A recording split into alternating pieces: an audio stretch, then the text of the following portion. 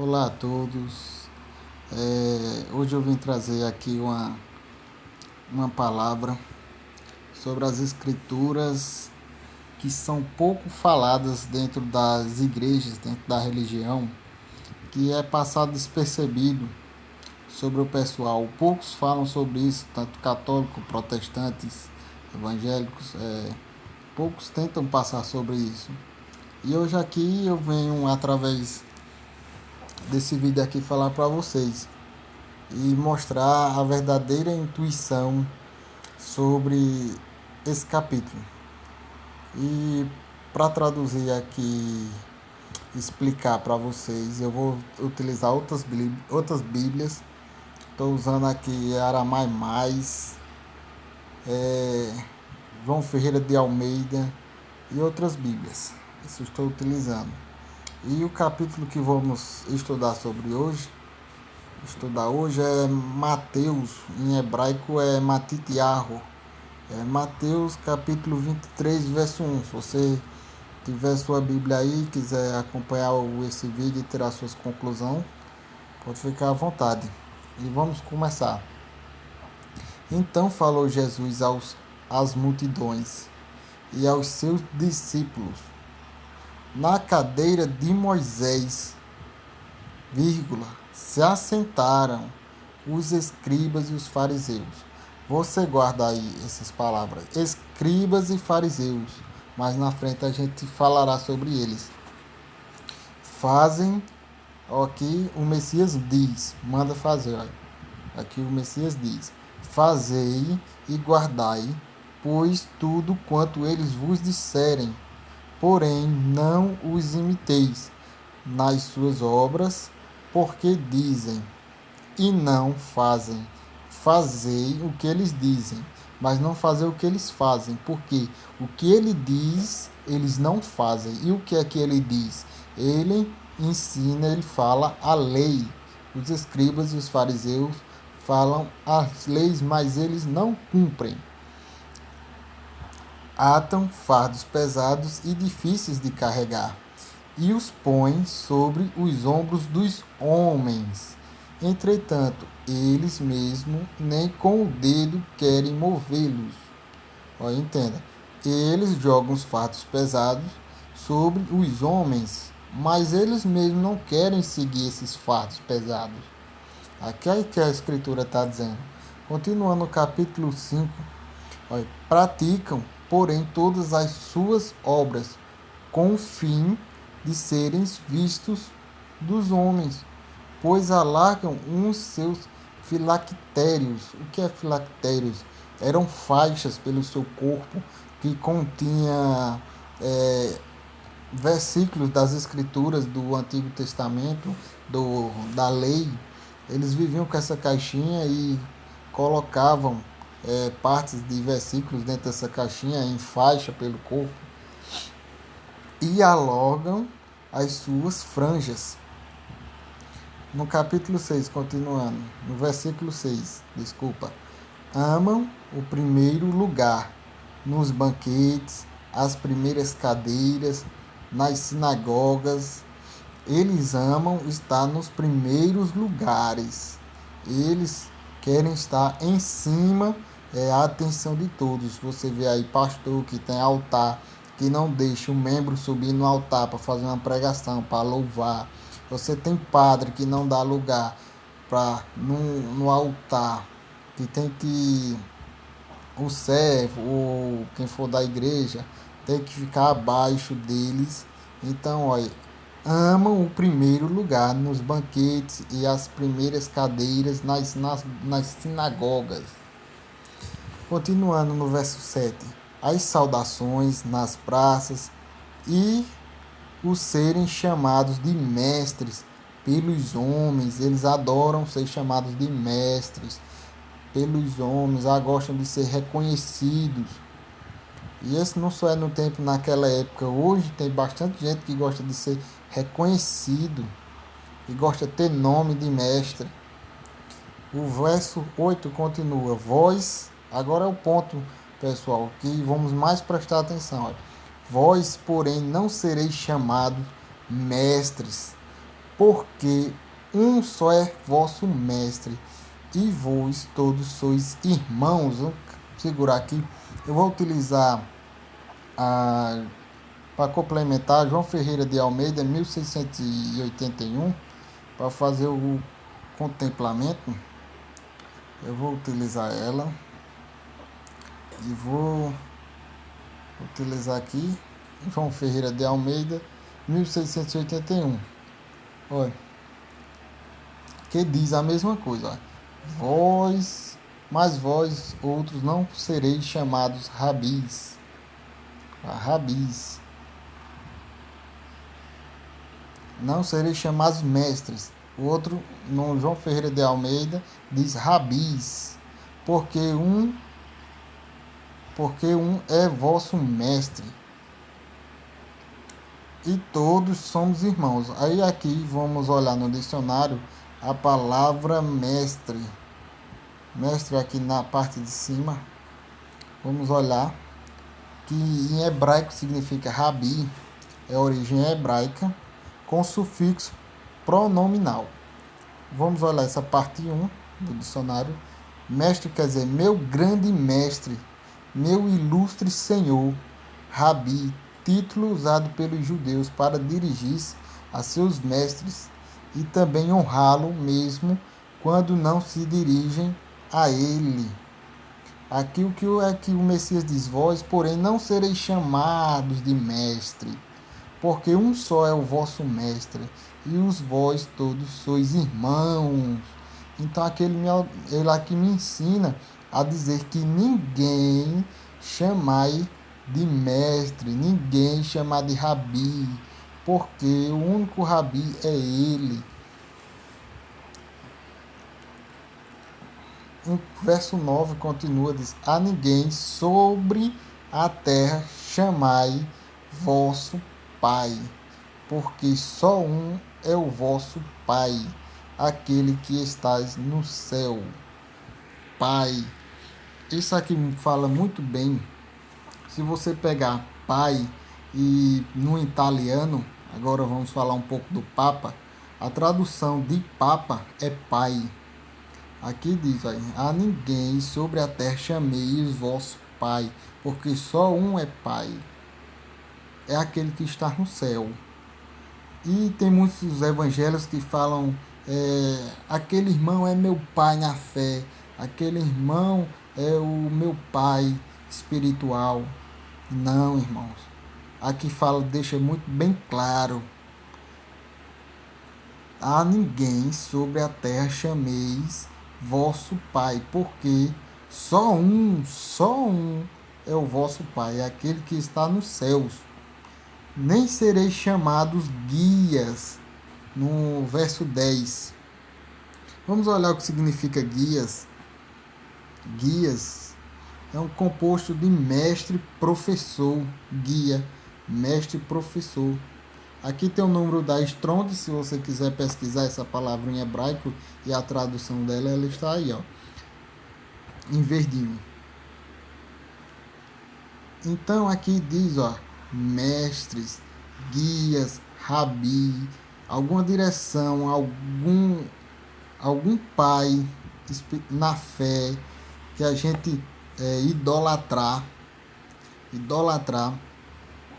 é errado. Aqui ele mesmo explica: não chameis ninguém, nem de rabi, nem de mestre, nem de guia, porque um só, e está no céu. No capítulo 10, no capítulo 11, no verso 11, desculpa, olha: mas o maior dentre vós será o vosso servo. Quem a si mesmo se exaltar será humilhado, quem a si mesmo se humilhar será exaltado. Quantas vezes a gente vê dizendo em igrejas, em religiões, dizendo: eu sou mais usado do que aquele irmão, eu sou mais usado do que o pastor é mais usado do que fulano, ciclano e beltrano, a autoridade é o padre. Irmãos, aqui deixa bem claro: ninguém devemos ter líder. Aqui está deixando bem claro. Porque no capítulo 11, olha, no verso 12. Quem a si mesmo se exaltar será humilhado, e quem a si mesmo se humilhar será exaltado. Essa é a palavra, irmão. Tá dizendo, não creiam ter mestre, rabi ou guia nas escrituras, na sua fé, porque o único que é guia da gente é o Pai. Vamos continuar no verso 13. Ai de vocês, escribas e fariseus hipócritas. Agora vamos terminar esse verso 13.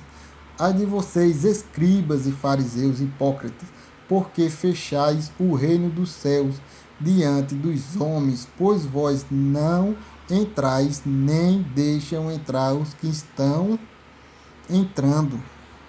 Vamos olhar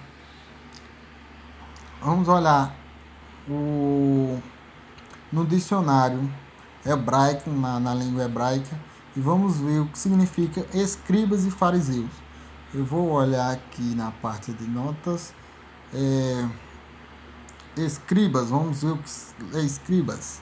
Para mais informações a respeito dos escribas, na parte 3 do dicionário fala que assim, professor religioso, são tão instruídos que, da sua erudição e capacidade de ensinar. Olha, religiosos, professores religiosos. Vamos olhar o que é fariseu. Vamos olhar o que são fariseus. Fariseus, olha, de acordo com Joséfo, naquela época de Joséfo, eram mais de 6.000, eram inimigos amargos de Jesus, e sua causa foram, por outro lado, duramente repreendidos por ele. Por quem? Por Jesus, pelo Messias, por causa da sua avareza, ambição, confiança vazia nas obras externas. Não a obra interna, é externas. A aparência de piedade.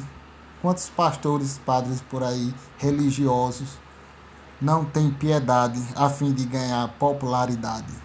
É vários, né? Analise direitinho essa palavra. Vamos continuar no texto. E aqui, ó, diz, no verso 13, continuando. Ai de vocês, escribas e fariseus, ai hipócritas, porque fechai o reino dos céus diante dos homens, pois vós não entrais e nem deixo entrar os que estão entrando. E o Messias continua, ai de vós, escribas, mestres, escribas, professores religiosos, e fariseus, inimigos do Messias, hipócritas, porque devorais as casas das viúvas, e para justificar fazeis longas orações. Por isso sofrereis juízo muito mais severo. Vamos analisar um pouco aqui direitinho essa parte desse verso 14, sobre os fariseus e escribas hipócritas, porque devorais as casas das viúvas. A única religião que o Messias, que o Pai consideram, é cuidar dos órfãos e das viúvas. É a única religião que ele considera. E aqui os fariseus e os escribas, ó, eles devorais as casas das viúvas. E para o justificar, fazei longas orações. Quem é que anda fazendo longas orações para disfarçar, mas por trás ele está devorando as casas da viúva? Que ele está comendo os mantimentos das viúvas. Imaginar, irmão, pensar direitinho aí. Quem é que faz longas orações? Por isso sofrerei juízo muito severo. Continuando no verso 15. E o Messias falando, ai de vós, escribas e fariseus, hipócritas, porque rodeais o mar e a terra para fazer um só prosélito. Já vamos chegar nesse prosélito. E uma vez feito, o tornais filho do inferno 2 mais do que vós. Vamos ler esse prosélito. Eu vou utilizar aqui a Bíblia aqui embaixo, a João Ferreira de Almeida, 1681, que ela não está totalmente em português, mas dá para a gente tirar um pouco de noção. Ai de vós, outros escribas e fariseus hipócritas, porque rodeais o mar e a terra, por fazeres um convertido. Ó, prosélito é convertido. Aí aqui me diz, irmão, vou lhe fazer uma pergunta. Quem é que rodeia ou anda? Quem é que anda terra e mar para fazer um prosélito, para fazer um convertido? Quem é que percorre sua casa, cidades, vilas, para fazer um prosélito? Pense bem direitinho quem é que percorre a terra e o mar para fazer um convertido. Isso é um ponto-chave nesse texto, um dos pontos-chave para você raciocinar. No verso 6, ai de vocês, guias cegos, que dizem, quem jurar pelo santuário, isso é nada, mas se alguém jurar pelo ouro do santuário, fica obrigado pelo que jurou. Desse versículo aqui, irmão, ele fala sobre aquelas pessoas, aqueles mestres, aqueles guias, aqueles rabis, que ele não se importa com o altar, com o santuário. Quem é o santuário? É você. Quem é a igreja? É você, não é templo de barro, não é templo de pedra. Isso, irmão, que ele quer dizer, mas ele se preocupa com o ouro, com a prata, com o dinheiro, com a riqueza, e não se preocupa com o santuário. Ele não se preocupa com você, ele se preocupa com o ouro. Então, esses mestres, esses rabis, esses guias que estão guiando e são cegos, eles preferem o ouro, não o altar, não o santuário que é você. Olha, insensatos e cegos, no verso 17. Pois qual é o maior, ouro ou santuário que santifica o ouro? Qual é o maior, o melhor? É você ou aquele templo de pedra? O santuário é você. Então o Messias fala, simplesmente aqui, tá para você traduzir. Se você não for aquele templo de pedra, não voga de nada. Porque quem é mais importante é o santuário. A igreja verdadeira que é você. Simplesmente esse capítulo é sensacional. Ele desmascara muita gente. Porque muitos padres e muitos pastores, muitos evangélicos não citam muito esse capítulo. Não param para escrever direitinho, explicá-lo corretamente. Por quê? Porque afeta as doutrinas dele, afeta os ensinamentos dele, afeta o sistema. No verso 19 continua, cegos, pois qual é o maior, a oferta ou o altar que o santifica? A oferta? Uma pergunta. Portanto, quem jurar pelo altar, jura por ele e por tudo que sobre ele está. Quem jura pelo santuário, jura por ele e por aquele que nele habita. E quem jurar pelo céu, jura pelo trono. Olha aí, preste bem atenção. Pelo trono de Deus e por aquele que no trono.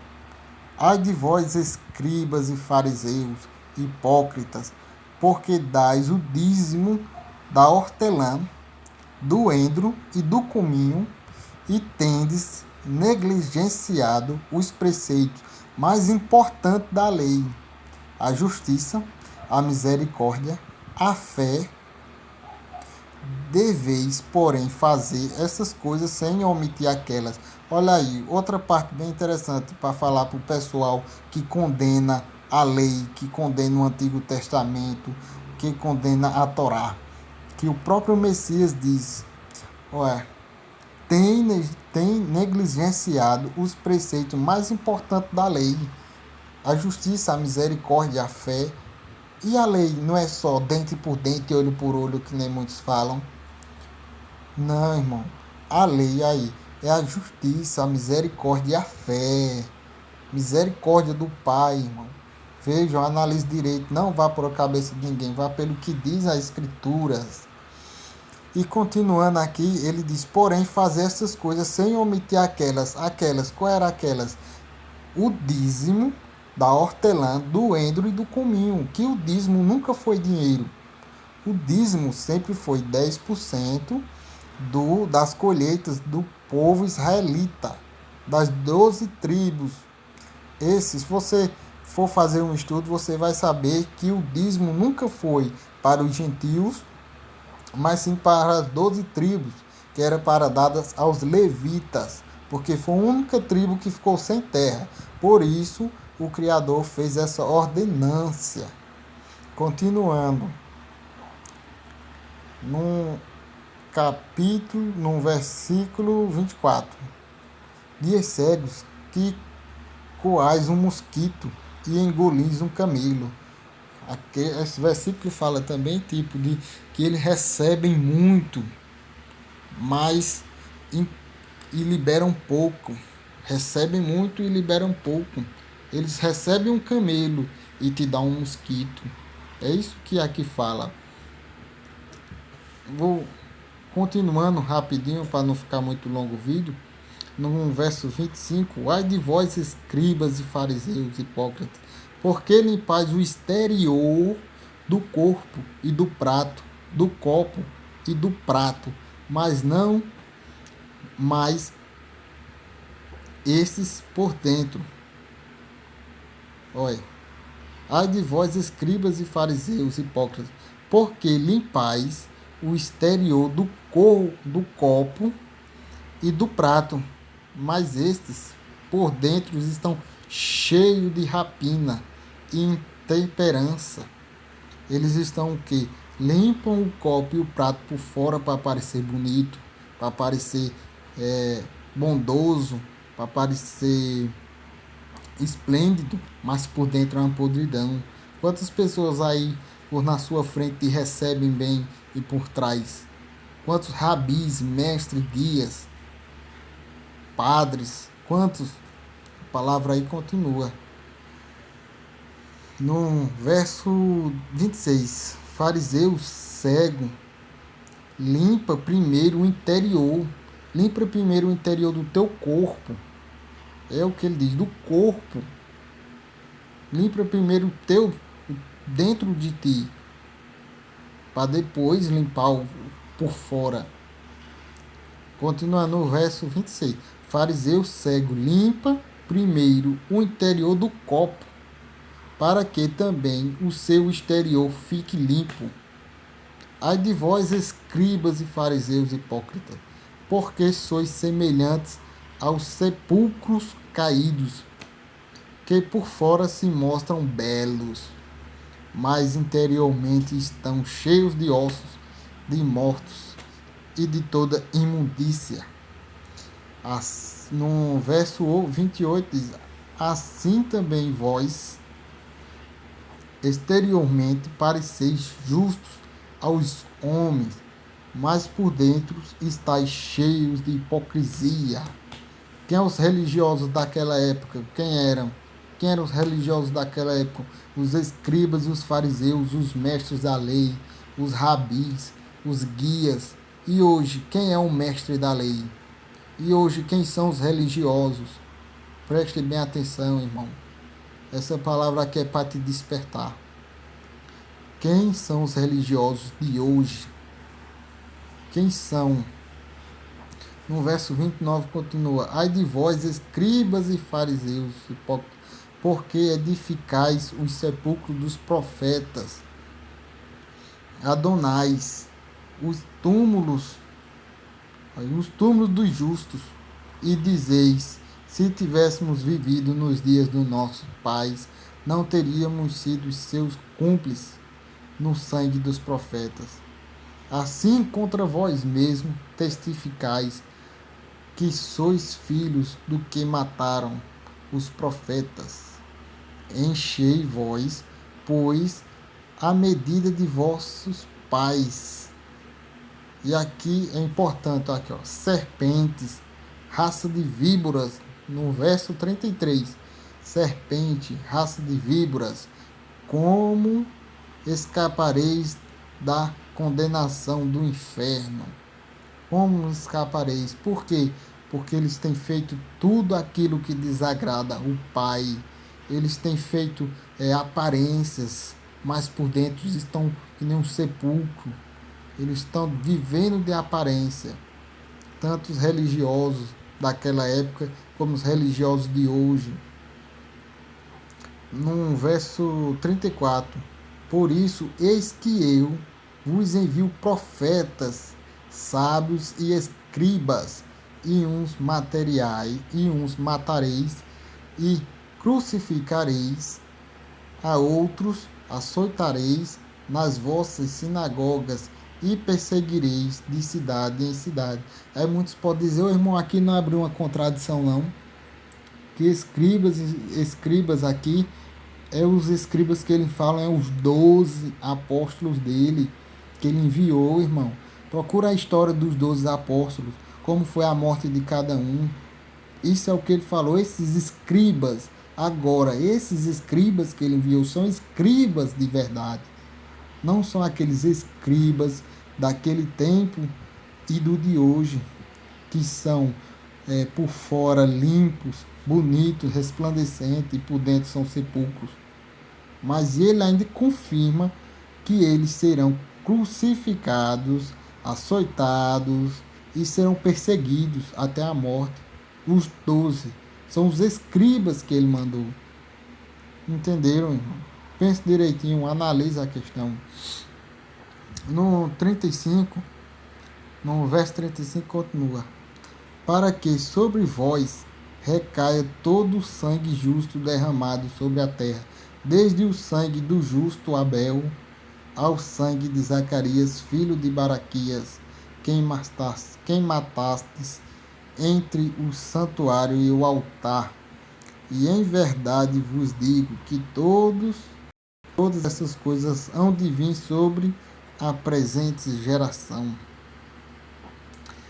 Jerusalém, Jerusalém, que matas os profetas e apredejas os que te foram enviados. Quantas vezes quis eu reunir os teus filhos, como a galinha junta os seus pintinhos debaixo das asas, e vós não quisestes. No verso 38. Eis que a vossa casa vos ficará deserta. Declara-vos, pois, que desde agora já não me vereis, até que venhas a dizer: bendito o que vem em nome do Senhor.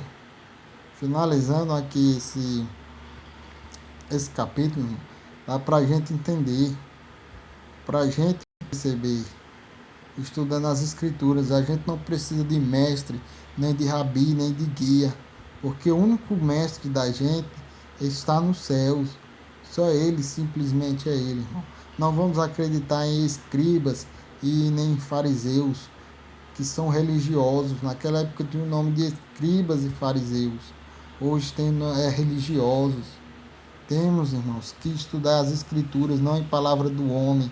Na Bíblia fala: maldito do homem que confia no outro homem, mas bendito o homem que confia no Criador do céu e da terra, que acredita em Deus. Vejam essa palavra direitinho, irmão. Não tenha guias espirituais, não tenha rabi, não tenha mestres. Procure o entendimento da palavra, que o Criador, Deus, vai te dar o verdadeiro conhecimento. Eu vou acabar o vídeo por aqui, para não ficar muito longo, que já está um pouco longo. Irmão, eu peço que você gostou desse vídeo, compartilhe para despertar mais pessoas, para que saiam desse sistema imundo